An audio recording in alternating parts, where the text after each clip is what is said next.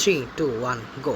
আচ্ছা, এখন আমরা একটা স্পেশাল ইন্টারফেসে চলে আসছি। এখানে হচ্ছে আমরা জানি যে কিছু এমসিকিউ সলভ করার পরে আমরা একটা স্পেশাল এমসিকিউ সলভ করি, যেটা হচ্ছে বিশেষ এমসিকিউ সলভ ক্লাস।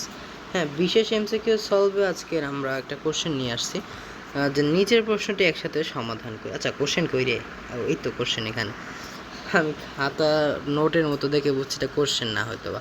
আচ্ছা, কোশ্চেনটাকে একবার পড়ি। হ্যাঁ, পড়লে বুঝতে পারবো। তাহলে পৃথিবী, আচ্ছা প্রশ্নে কি বলা হয়েছে দেখি তো। পৃথিবীর ভূপৃষ্ঠ হতে এইচ উচ্চতায় অভিকর্ষ ত্বরণের রাশিমালা কি হবে?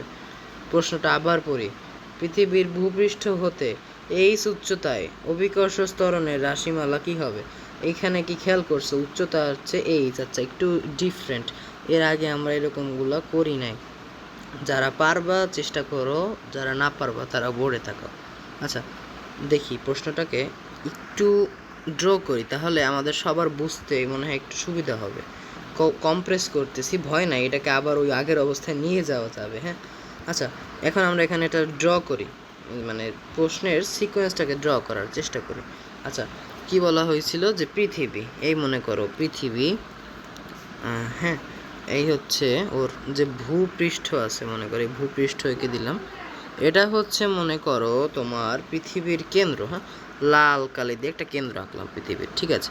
এখন এটা থেকে এই যে ভূপৃষ্ঠ, কই বলছিলাম এই হচ্ছে আমার ভূপৃষ্ঠ। হ্যাঁ, এটা হচ্ছে এই যে আমার ভূপৃষ্ঠ, কিন্তু এই যে এটা হচ্ছে মানে হচ্ছে ভূপৃষ্ঠ। এই যে ভূপৃষ্ঠটা আছে, এই ভূপৃষ্ঠ থেকে এই উচ্চতায়, এই ভূপৃষ্ঠ থেকে তোমার যে উচ্চতা সেটা হচ্ছে এই উচ্চতা। মনে করো, দাঁড়াও, হ্যাঁ দাঁড়াও আঁকতেছি। ওকে, চলো আঁকি। এটা হচ্ছে এইচ উচ্চতা, ঠিক আছে। তো এইচ উচ্চতায় কোনো বস্তু থাকলে, আমাদের যে উচ্চতাটা ছিল এইচ উচ্চতা, হ্যাঁ ঠিক আছে। এবার এটার উপর অভিকর্ষ ত্বরণের রাশিমালা কি হবে? এটাই তো প্রশ্ন, যে এইচ একটা যে উচ্চতা ছিল আমাদের। এখন আমরা জানি কোনো বস্তু শুধু ওটার উপর যদি আমরা অভিকর্ষ ত্বরণের হিসাব করি, তাহলে সেটা কেমন আসে? সেটা আসে হচ্ছে, অভিকর্ষ ত্বরণকে যদি ছোটো হাতের জি লিখি, G is equal to G M by R square. হ্যাঁ, আর স্কোয়ার লিখি আমরা। আচ্ছা ফাইন, এইটাই তো লিখি নাকি? এটাই তো লিখি।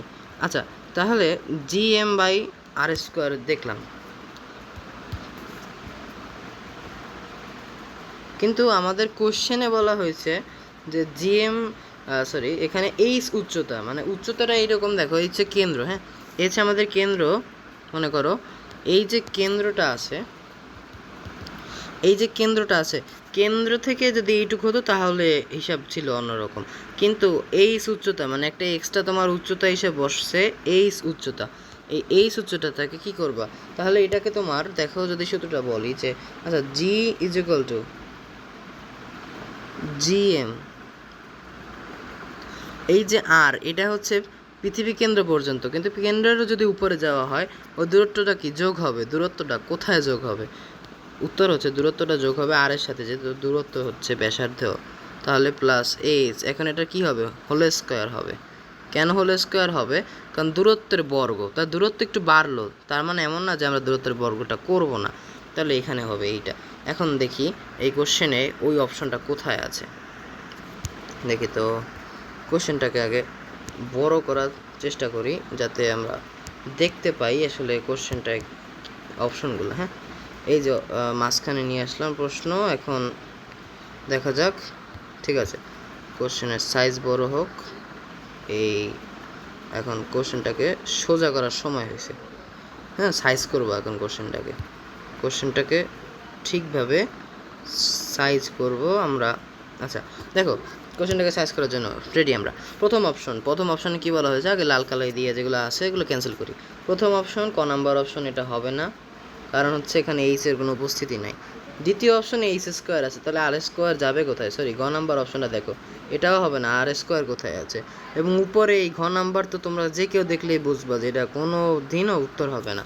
তাহলে উত্তর যদি হয়, উত্তর হবে কোনটা? উত্তর হবে এইটা।